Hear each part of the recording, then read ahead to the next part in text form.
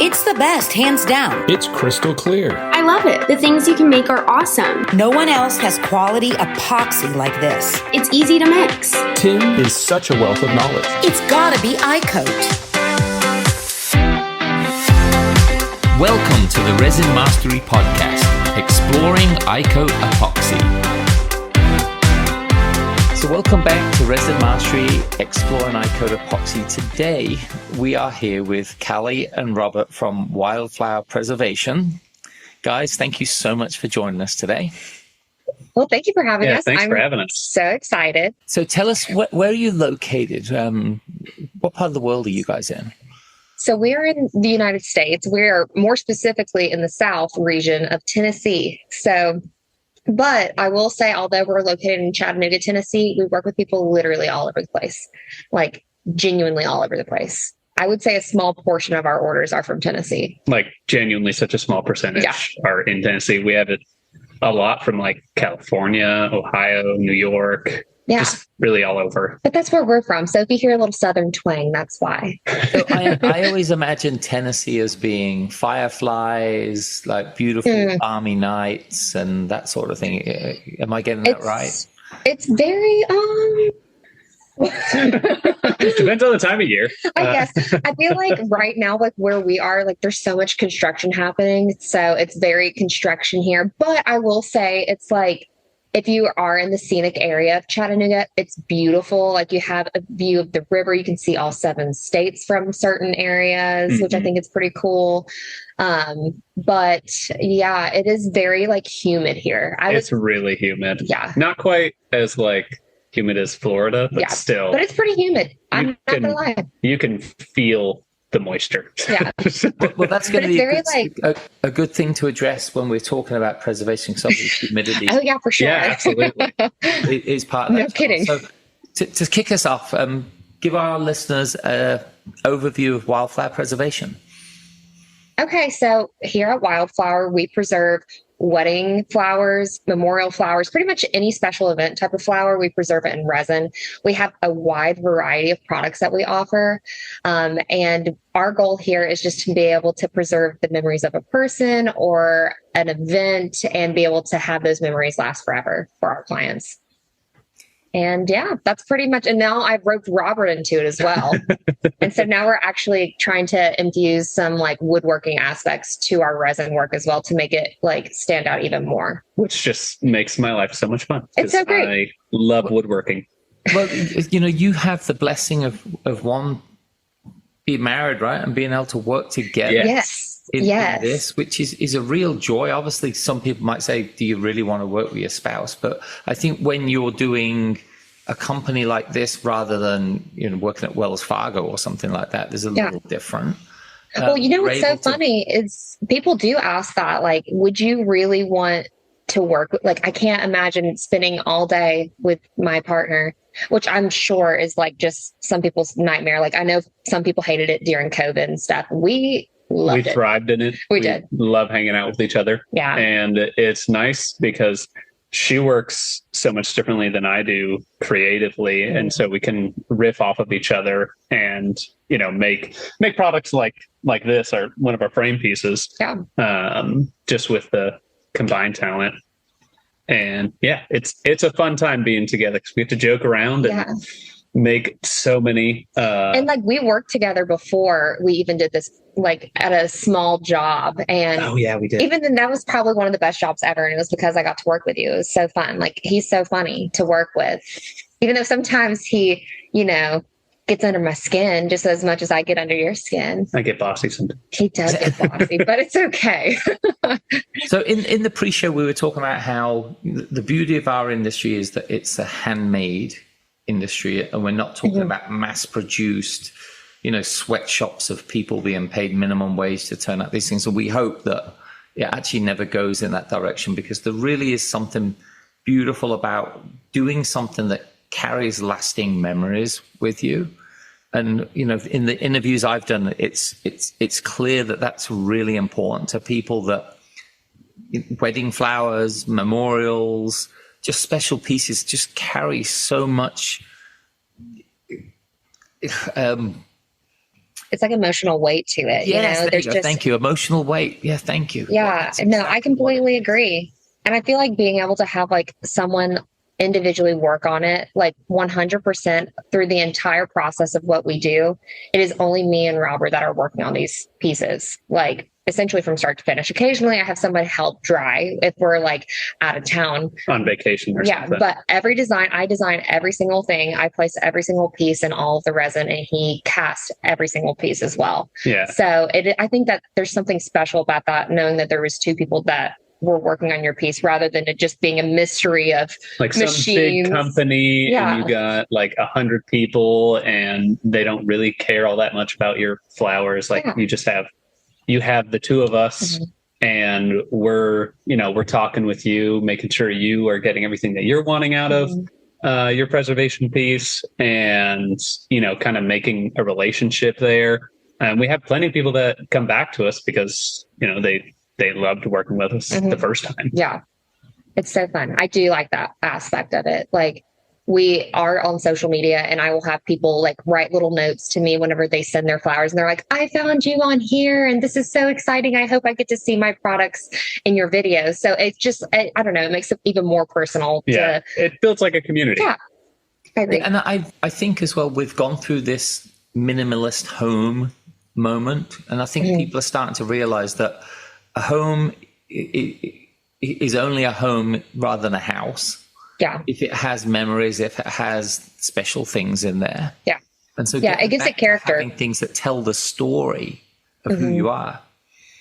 I don't know. I think that it provides a lot of character. I love looking back at flowers that I've even preserved for ourselves, just being able to look at it and be like, hey, like I have his boutonniere saved from our wedding day and I have that preserved. And I can look back and say, hey, that was in this picture because it was actually attached to him. And now it's sitting in my house, which is so cool. Okay, so you mentioned you worked together before. Yes. How did you go from what you were doing to getting started doing flower preservation? What's funny is that we worked together before. It was a very small, like summer job. Yeah, it was a summer job. We kind of like, after summer was over, I went back to school.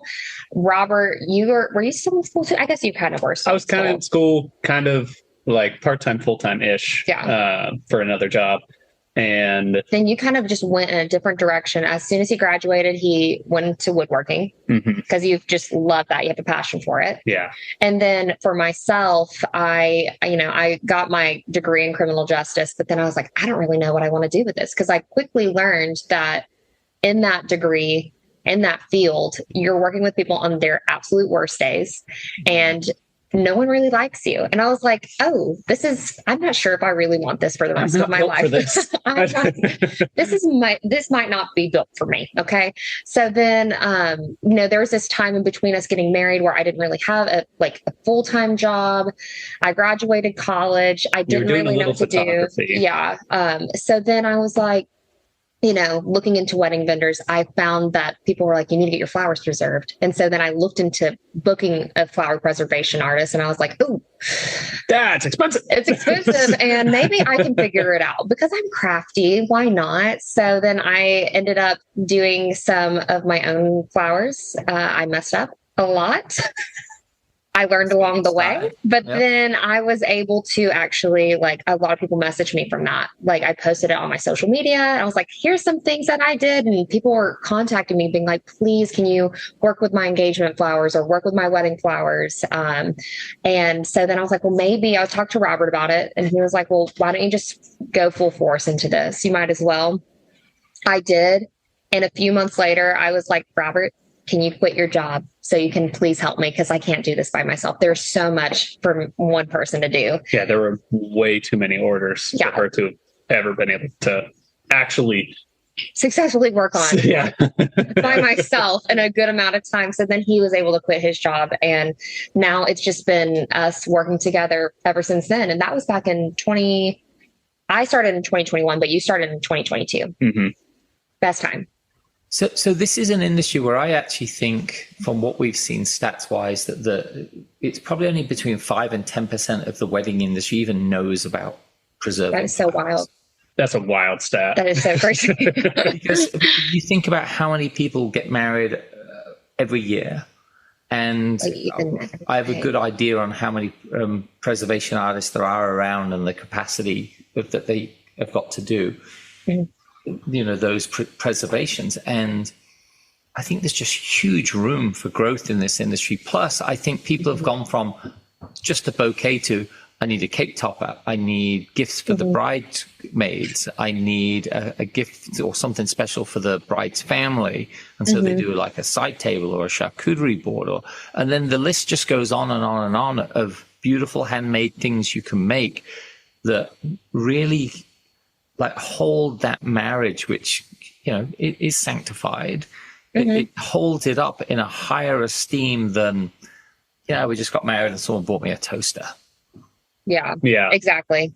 No, we've had a bride before. One of my first like big orders that I worked on, this bride decided that she wanted a block herself, but then she wanted to gift a block to all of her bridesmaids for being a part of the wedding, which I think is such a cool thing to know. That's like, it was just a smaller block. So it's something that they can like put on their shelf, but they all were such a big part of her day, and she wanted to be able to like show her appreciation for that.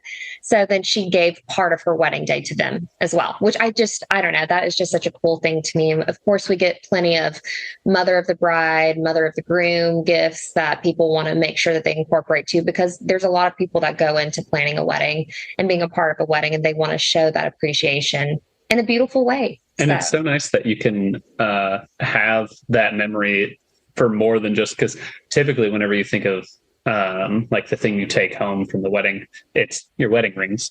And so to have something else that like everyone can see in your home too, and that you can see, I think that's just super special. It's crazy that it's only 5 to 10% of I know, that's still weddings. shocking to me. That's just wild. Yeah.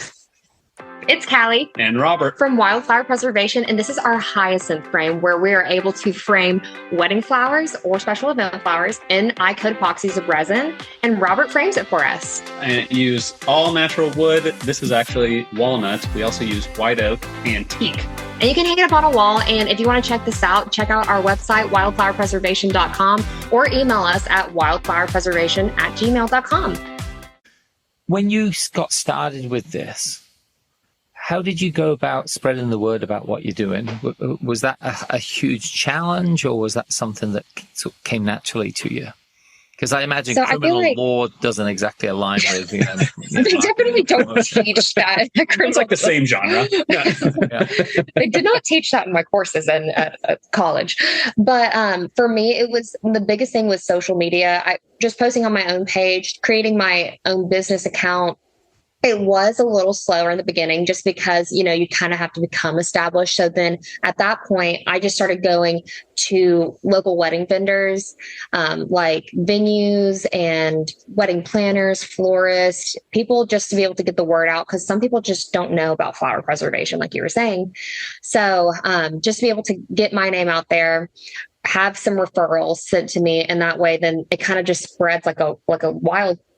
But funny enough is in the beginning, I feel like for social media, at least, we tried to, look at the algorithm and think like, okay, if we do this sound or if we do this skit, this is what's going to attract the most attention.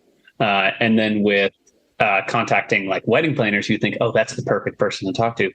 I went through the whole, like that website, and found every single wedding planner. And I think I had an email list that had like thousands of them on. And, so I made a whole thing where we were going to contact the wedding planners and say, like, hey, if you can refer to us, we'll try and give you like a small percentage of the sale, as like an incentive, just to get our names out there.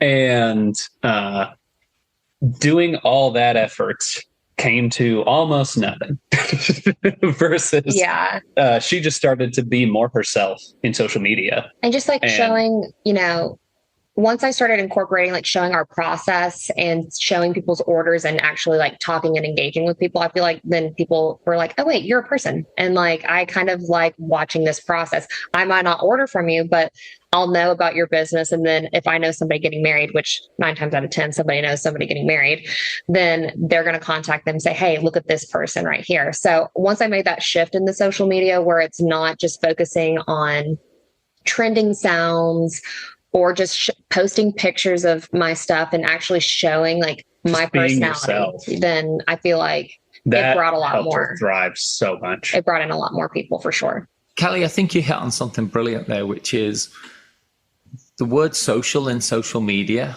doesn't mean soapbox and megaphone, right? Yeah. It means engaging, being social. Yeah, exactly. And I think too many people just either do look at me, or see what I've got, see what I've got, without wanting to engage anybody.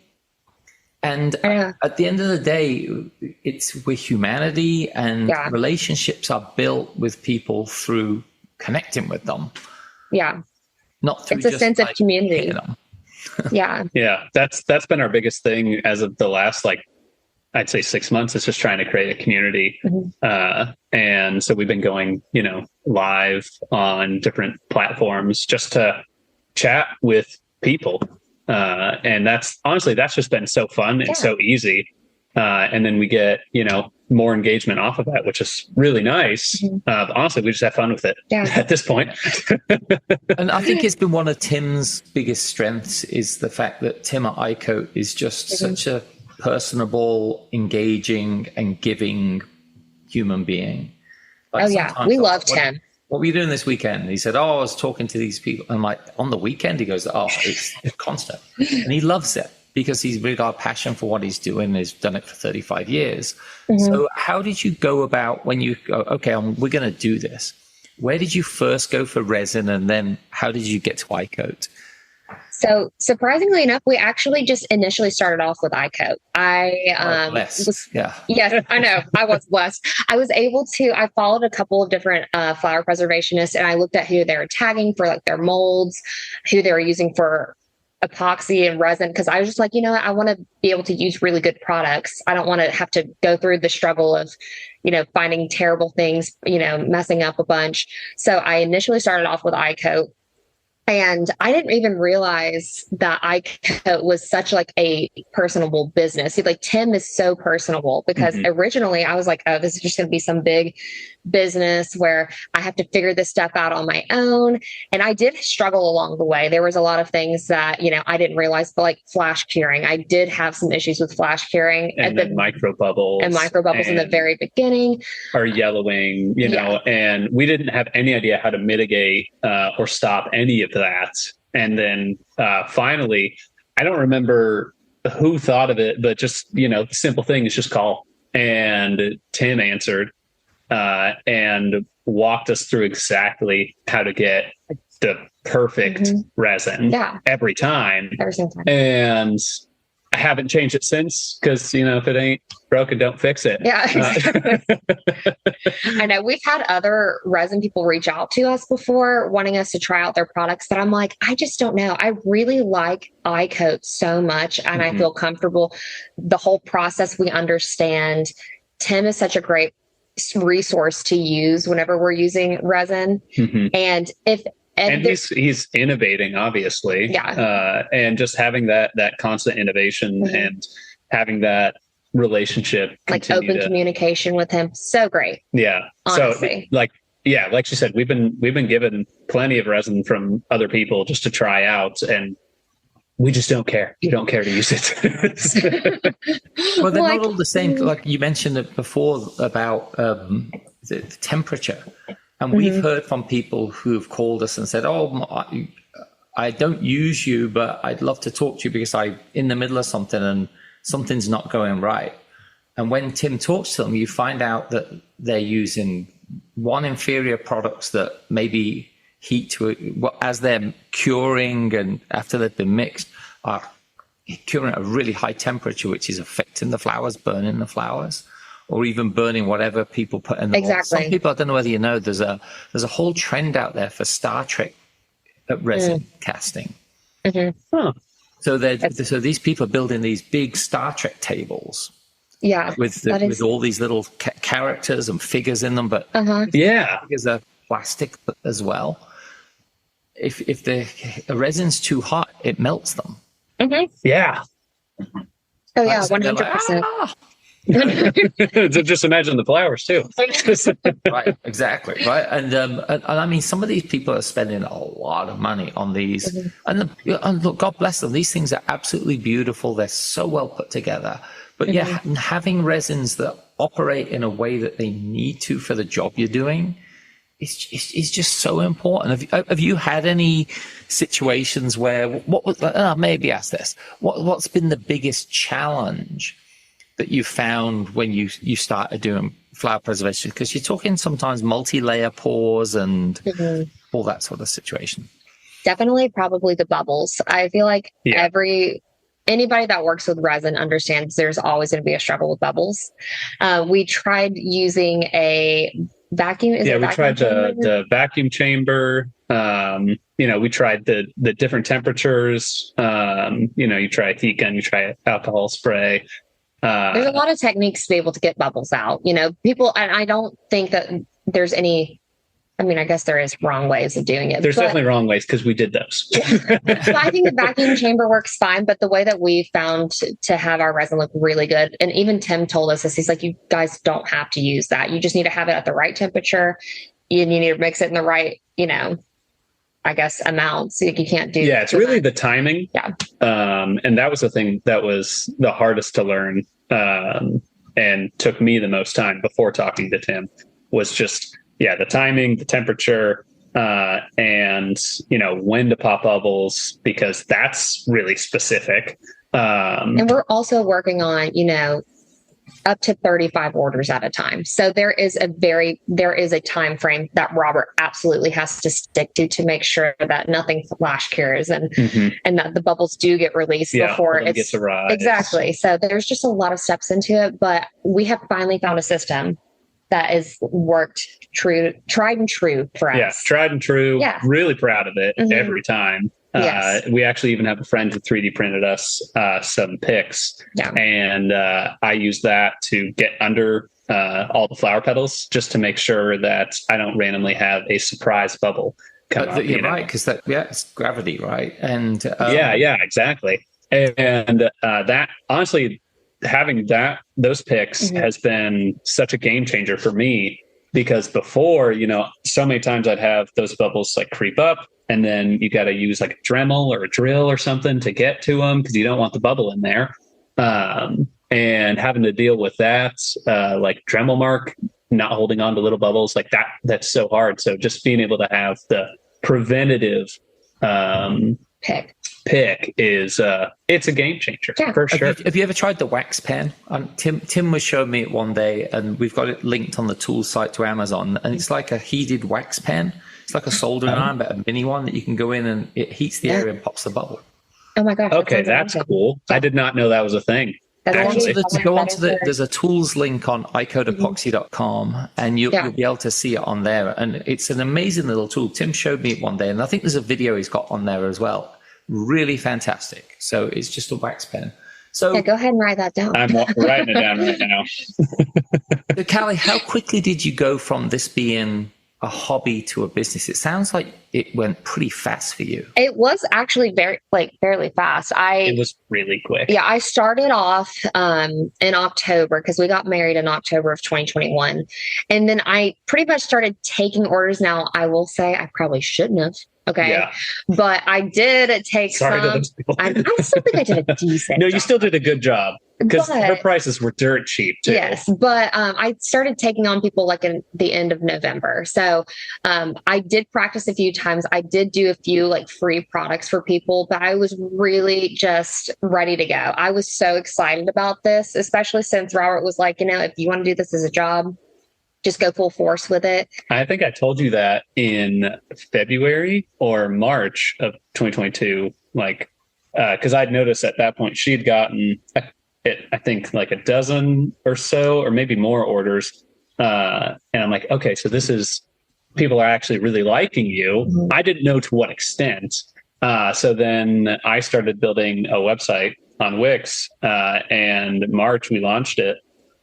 And within, I think, a month, she had 90 orders. Yeah. Right then in that month. Yeah. And that's whenever I was like, I need help. Yeah. Quit your job. It was Quit your job now. But it was a pretty fast jump from kind of hobby doing it for funsies to then jumping into it as like my actual career. Mm-hmm. And I'm happy that I did it. I think that, like I said before, there are some people that maybe I'm like, I should have just done that for free to begin with. Yes.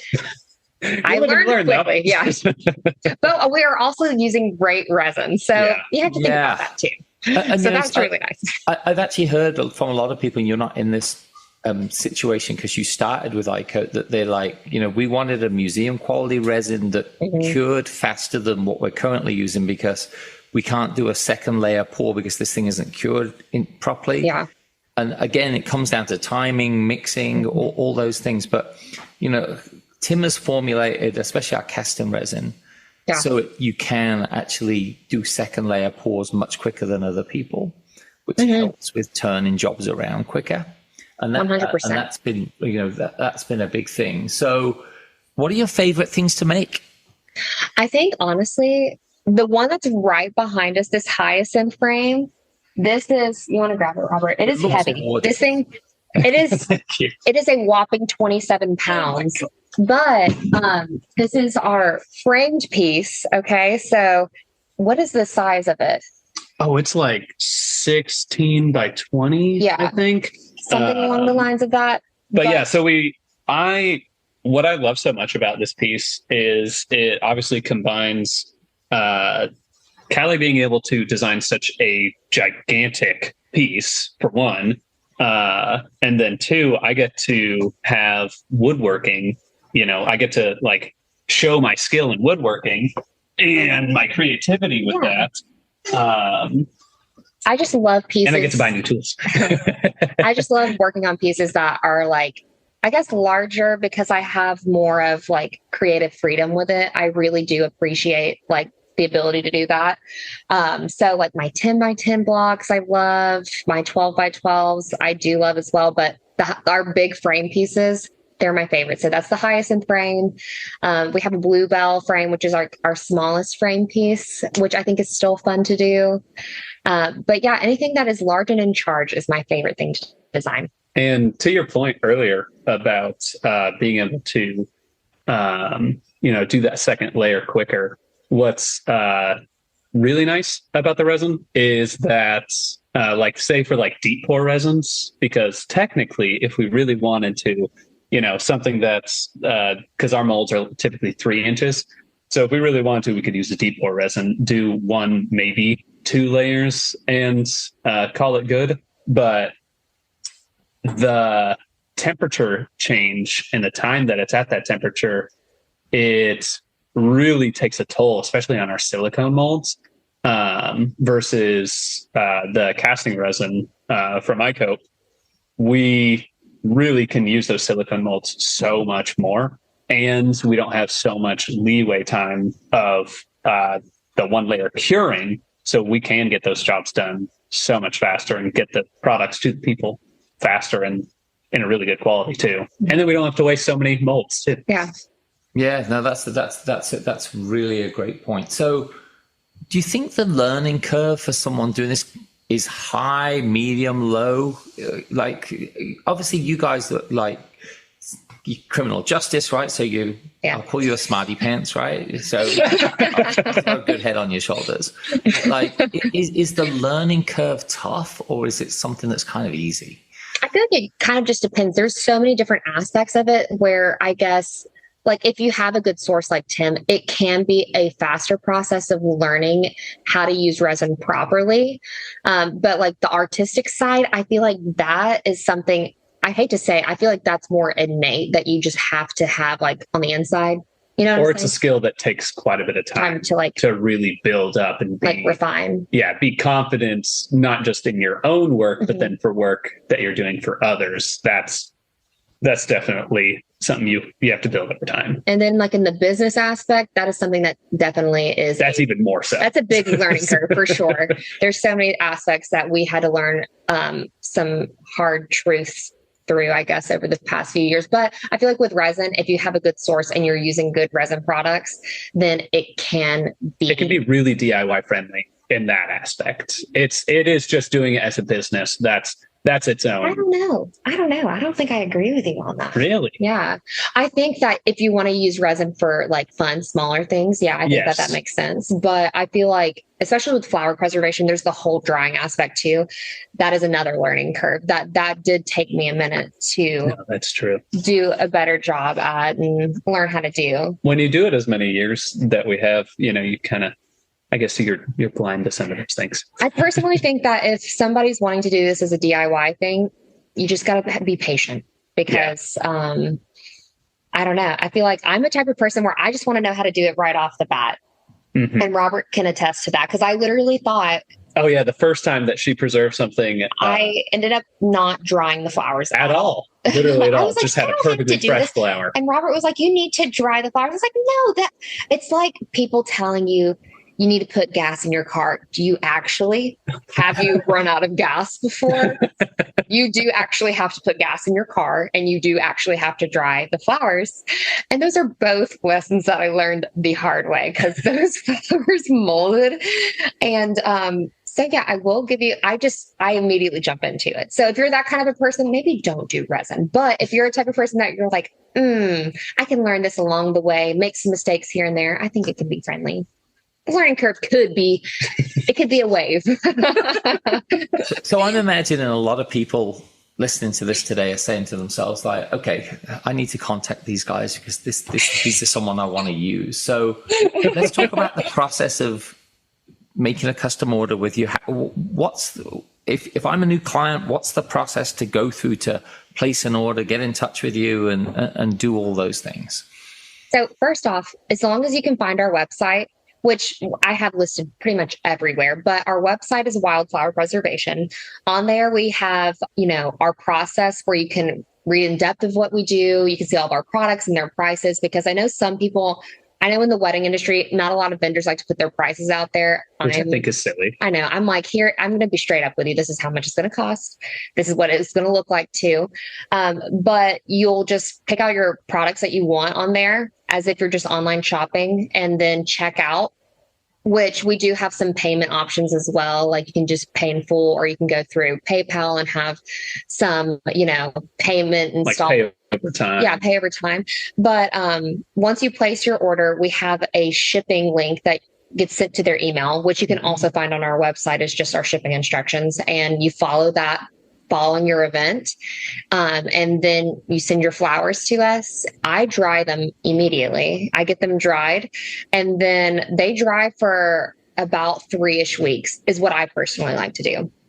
And then from there I design. And then at that point, the client has the opportunity to either approve or deny the design or alter design. And then I will make any alterations that I need to. And then from there, we cast it, polish it, send it back to you. It is a long process though. It is about 6 to 7 months is what we have. As of right now it is, but that's just because of the volume that we're working with people. I can't even describe to you how many flowers we got in May. I think we had like 70 or 80 like bouquets that came in that month. Wow, for sure. So it was a lot to be able to get done, but and then, of course, we have people that reach out to us for bouquet recreations, or if they already have like a dried bouquet that they've had for like 20 plus years and they still want preserved.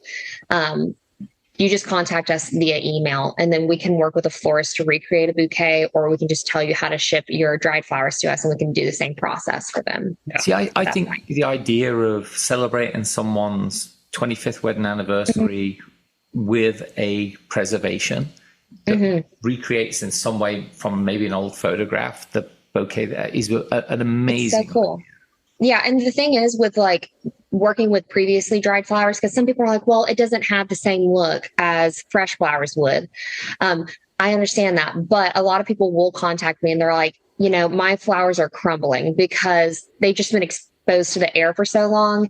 And anytime they've moved homes. Yes. Anytime you pick them up, you touch those flowers, they're going to crumble away. And they're like, I don't want that to continue to happen. So can you please preserve them in resin? And honestly, that is something that I've learned through doing this is like, oh, that is absolutely a market to, get out to people. It's like, you don't want your flowers to go to wither away. Yeah. There's so many brides for sure that have flowers that are hanging upside down in their closet right now. And they're just thinking like, oh, I can't do it anymore because I've already started drying them. No, we can still work with them. That's the great thing is like, you just actually took a whole step out for me. If anything. Color them with the iCoat acrylic colors as well. Yeah. One of those spray paint guns, the iCoat acrylics. I've seen some amazing work that people have done on flowers that just look dead. And they brought them back to life with color and vibrance. Color correction's also like a huge thing that you can do to help with the flowers for sure. Especially with there are certain flowers that just don't dry the way you want them to. Like tropical flowers, boy, do they have a hard time. Like anthuriums, they never want to dry white. Like I'll get them white and they always turn like an orange. And people are like, wait, why? I'm like, that's just kind of how. That's just how it is. That's how the cookie's crumbling right now. That's how it's always crumbled. Well, here's an interesting point on coloring. Like you said about changing color. Some of them do where they don't like that. And people go and recolor them. If you use the wrong type of color, when the actual resin's poured over it, you then get bleed into the resin. Oh, yeah. Yeah, and that's why Tim even formulated the colors to work with the resins, so you don't get those bleeds unless you want them. And then he's got dispersion colors that will do that for you. But his acrylics, as I say, when you do touch ups on flowers with them, it's brilliant because it doesn't leach and leak. And oh yeah, one of my first clients, I got her flowers and they were like a fluorescent blue rose. I remember that. I was like, there's no way this is that rose's actual color. And it wasn't. The florist painted it, I guess spray painted it that color or something. And I casted it and there was like that bleeding that happened through. I let the client know and I guess they were understanding, they understood it. But like to be able to have a type of paint that doesn't, do that to the resin, game changing. Yeah, absolutely. So you mentioned earlier you work with people of the US. Do you work internationally as well? Or what's the boundaries of where you work with? So I guess it's kind of up to the people to place an order. We have worked with somebody from Australia before. She sent... Canada. Yeah. Canada and Australia have been the other countries that we have worked with. I have had people message me about getting married in Italy and how they can ship their flowers to me. And it's kind of a difficult thing because if your flowers are fresh and you can't overnight them from Italy to here, you just can't do that. And the shipping is going to be outrageous. So I always tell people it's probably better for us to either recreate or for them to dry it themselves and then ship it to us. That way you're not worrying about spending crazy amounts on shipping and then your flowers end up dead and have to recreate it anyway. Yeah. Or, just have wasted that money in general. Yeah. So I guess like the boundaries is more of like, if we are able to recreate something or work with already dried flowers, then I'm fine with working all over the country. Yeah. All over the nation. The world. Yeah. The world. I know. But we have had Australia. She had dried baby's breath that she sent to us and she wanted preserved in a ring holder. And then we currently are working on an order from Canada. So that's with fun. orders. And this has been something that has become a common theme, which is how do you set expectations with customers so they don't expect this to be, mass produced, perfect situation where it is handmade, you're dealing with something that's very intricate. And actually, I don't think they'd even try and mass produce these sort of situations because they would run into the same issues. Or they would use a product that isn't food safe epoxy resin, and they'd use another kind of plastic and call it a day. But then you're limited with what you can do with it. They don't know the long-term effects of it with all that sort of stuff. So how do you set expectations? Definitely open communication. Yeah, transparency just from the get-go. I mean, we put all of our products on our videos. And so you get to see like close up and personal what it looks like. And we'll show our struggles too. Like there's times where we're trying to get a mold out or a block out of its mold. And I will literally be beating the crap out of the mold and it's not coming out. And so then we have to take it all apart. Robert figures out how to get it out. So we're very transparent through videos. But also I feel like a huge thing that I learned in the beginning, because whenever I first started doing this, I never did like a design preview ever. I was like, you know what? People are going to love surprises. They're going to want to see my art and my art only. And they're going to be surprised, and quickly realized not many people like surprises. So I decided, I was like, okay, well, I need to do a design, email ahead of time. That way people know, one, as soon as we receive their flowers, we tell them how long the process is going to be. We also list that on our website, but just in case if they didn't see it, we let them know in an email. And then once I design their flowers, I let them know, some flowers can change, the color will change. White flowers are not going to dry completely white. And that's on our website. Mm-hmm. That's in our emails. Yes. And we try and just reinforce and remind people all these things as many times as we can. Yeah. Because people are going to miss stuff. You go on a website and you're going to skim through things and not read them all the way. So we expect that. So just making sure that all of the communication we have, we're talking through all those potential pain points. Yeah. So they're well informed, and any things that come along the way, just being transparent the whole time. Exactly. And we've had, an issue before where I forgot to put gold leaf in somebody's product. And I was like, dang, it's fully casted. I cannot put it in there now. So then I would contact them and say, hey, whoopsie, I forgot to do this. I'm so sorry. I let them know ahead of time. That way, we can do some refunds if we need to. But then usually I feel like with that open communication, they end up happier because they're like, well, I'm happy you let me know. And that is totally understandable. It's not that big of a deal, whatever. But that is a huge thing for sure. Yeah, is just transparency through email and online, I guess. Yeah. It's funny how honesty and integrity goes a long way still. Oh yeah. I'm so happy about it. Yeah. Yeah, no, me too. It's the only way I really like to work with people or companies is just being able to see, like, there's a couple people on social media where they show their content and what they're doing, and just being able to see their personality. I want to work with them, and I see, just because they're being very honest, they're doing things the right way and showing that each time. Like they're showing mistakes. Yeah, they're showing mistakes and how they fix that, and that just gives me so much trust. And so I love to just do the exact same thing. And who knows, you can get fun things out of it. Like, honestly, one of our problems that we had before, we shipped a tray to one of our girls that did a bouquet recreation, and the handle bent during shipping. And, she sent us a picture of it, and she's like, I know this wasn't y'all, this was shipping. I'm so sorry. Can you fix it? So from that, we actually created our framed piece. So Robert was like, well, I can fix the handle, or I can make it into like a wall hanging piece if you want. She's like, let's definitely do that. That sounds super cool. And because of that, mishap, we now have the dahlia and the hyacinth and the bluebell frames because of it. Yeah. A mistake bred an opportunity. That's beautiful. It was perfect. I mean, and she was so gracious the entire time. She was so nice. Yeah. I loved her. Yeah, she was great. So how do people contact Wildflower Preservation? Give us your details, give us phone number, give us email, give us a website, and let's let listeners reach out to you direct. So website is wildflowerpreservation.com. No spaces or anything. Don't even think you can do that for a website, but just in case, you can find us there. We prefer emails for sure. Yeah, email is the best form of communication. It's just so organized. So it's wildflowerpreservation@gmail.com. Yes. Nice and simple. You can also find all of our products and my videos that we've been talking about on our Instagram, which is wildflower_preservation. But I'm sure if you look up Wildflower Preservation, it will pop up somewhere.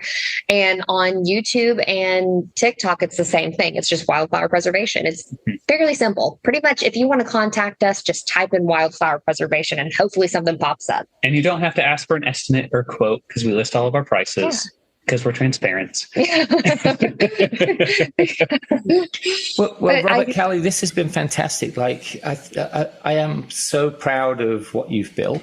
I love seeing people build businesses. I love seeing couples like share a life together with amazing stories to tell. And hopefully God will bless you with like a family and so many other blessings in the future going forward as well. I know. Thank you, Ian. Thank you so much. I know we already have one little blessing that is 2 years old, and he turns 2 in a couple weeks. I know, or literally like next week. Or next week. That's yeah. right. We're doing this with a terrible 2s kid. That's even more impressive. Yeah. Send prayers. Thoughts and prayers. Thoughts and prayers. Yeah. So thank you everyone for joining us on Resin Mastery Exploring iCoat Epoxy. Until next time, and we'll see you again. Yeah. So it's one thing that I want to be. So like, I don't put filters on my stuff. I just want people to see what our products look like just raw camera. 100%. Or else people are gonna be like, well, it looks different. I'm like, I promise you it doesn't. I know this piece is incredible too. Look at that. I think it really that is. I know. When you brought it forward earlier in the interview, I'm like, that's isn't it gorgeous?